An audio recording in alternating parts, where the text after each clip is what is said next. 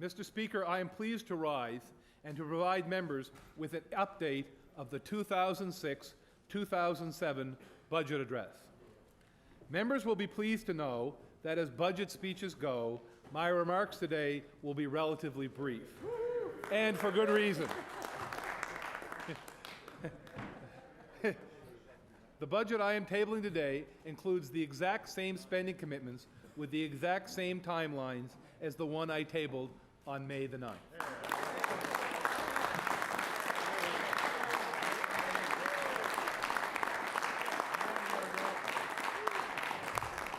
It was a good budget for Nova Scotians then, and it is a good budget now.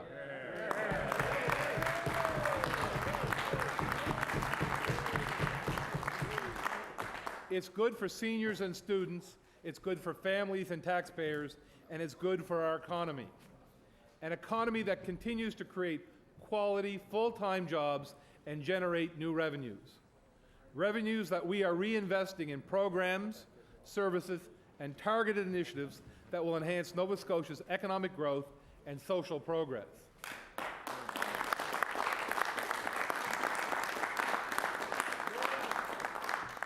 I say this with confidence, Mr. Speaker, knowing that, to a large extent, the new investments outlined in our budget are supported by Nova Scotians from every region and every walk of life.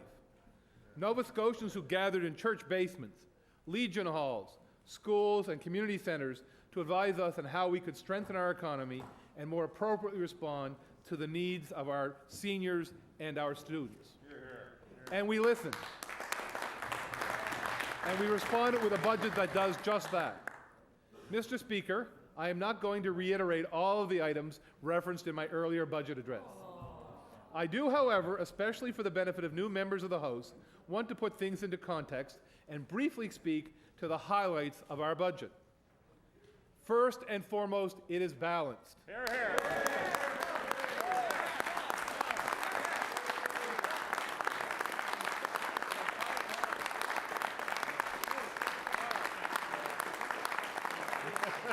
Yeah, that's right. You're live.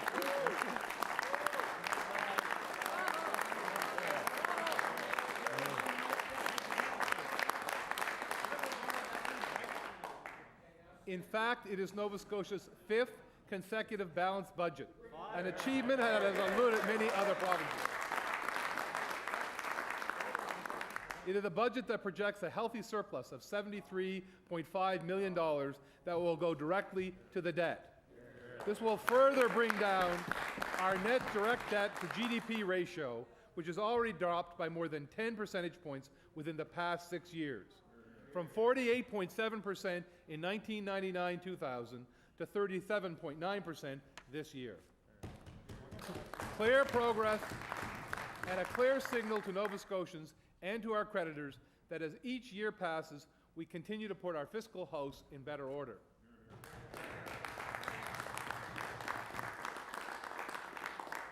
And, Mr. Speaker, it is a budget that continues to create a climate of greater confidence in our economy by lowering business taxes and eliminating regulation that stifles business growth, taking a more focused and proactive approach to skills and trades training,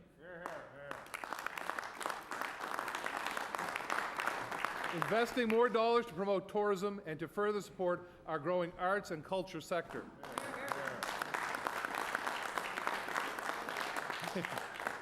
And providing significant dollars to fix our roads and bridges, to make our highways safer, and to build, renovate,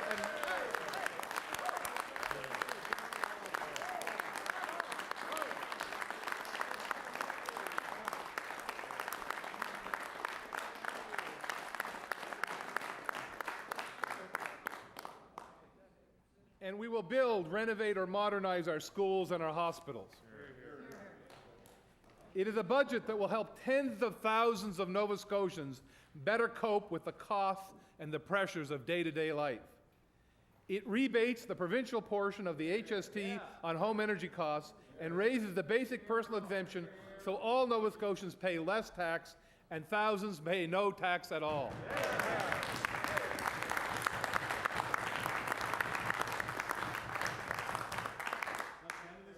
It increases funding to create more affordable housing units, to help income assistance recipients pay for their housing costs, and to help seniors and low-income Nova Scotians with emergency repairs to their homes.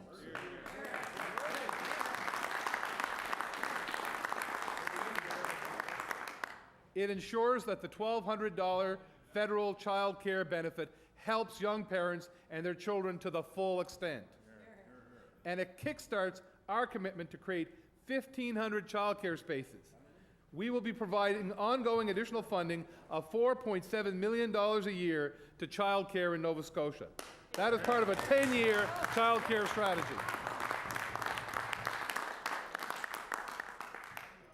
As well, beginning on October 1st of this year, our budget will provide as many as 33,000 children from families of modest means with the medicine they need to get better at home.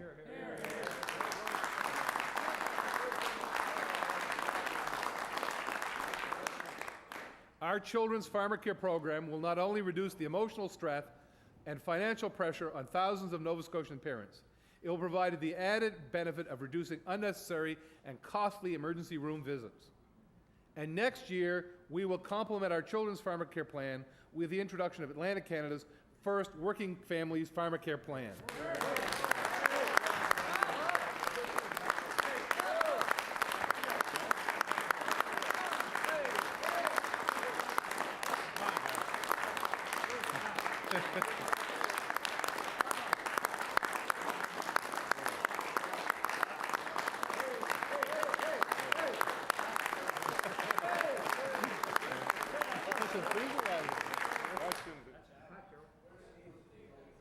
We will do this believing that no Nova Scotian, young or old, should be denied the prescription drug coverage most of us have come to rely on.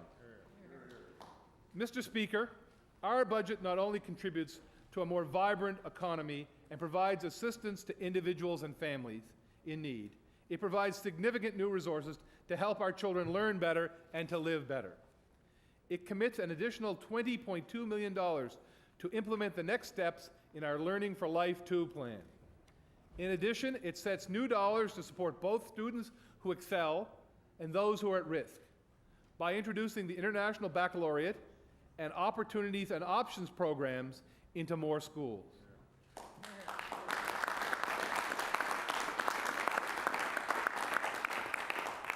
These new investments, along with increased funding to implement the recommendation of the HOG and Black Learners Advisory Committee reports, demonstrates our commitment to help all our children succeed in school and in life.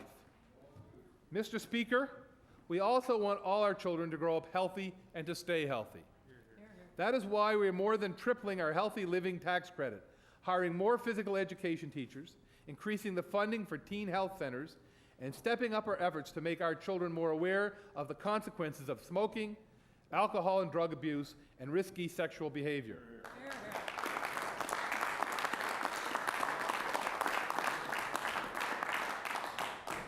Mr. Speaker, our budget also recognizes the need to help our post-secondary students better manage and cope with the cost of their investment in a quality education. That is why our budget introduces Nova Scotia's first graduate tax credit, doubles existing employment and repayment bonuses, reduces parental contribution requirements for Nova Scotia student loan eligibility, and adjusts loan repayment amounts to more affordable levels.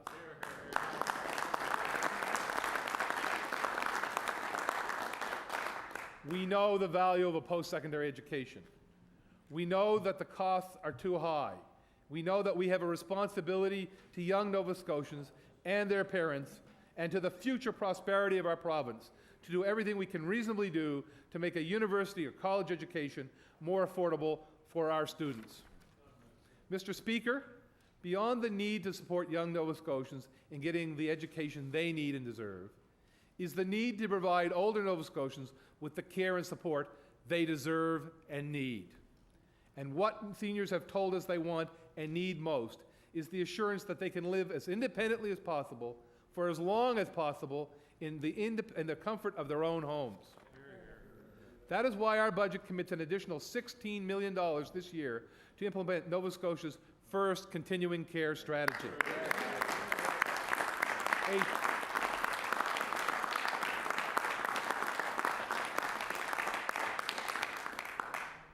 a 10-year plan that will expand home support services, add more restorative beds, expand the number of adult day centers, and create 1,300 new long-term care beds.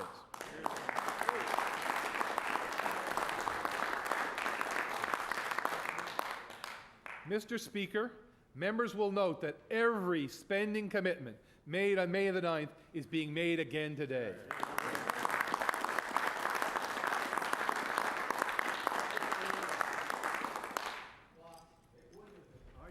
Members will also note that along with the original budget documents tabled before the House dissolved, I have tabled a budget addendum.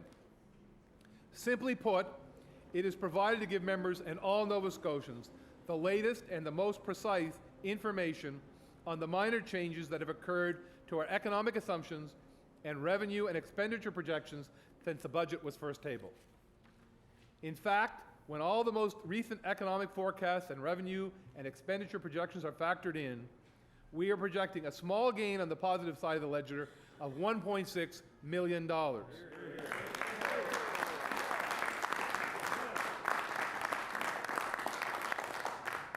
Again, Mr. Speaker, every cent of this added surplus will be applied to our debt.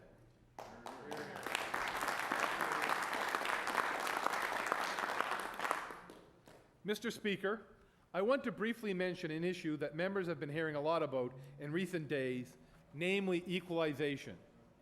As members know, equalization is an extremely complicated formula that the Government of Canada uses to redistribute federal tax dollars among provinces. But equalization is a lot more than just a complicated formula.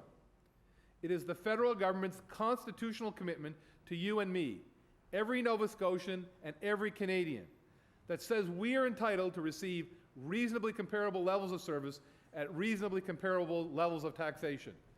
Clearly, this has not been the case.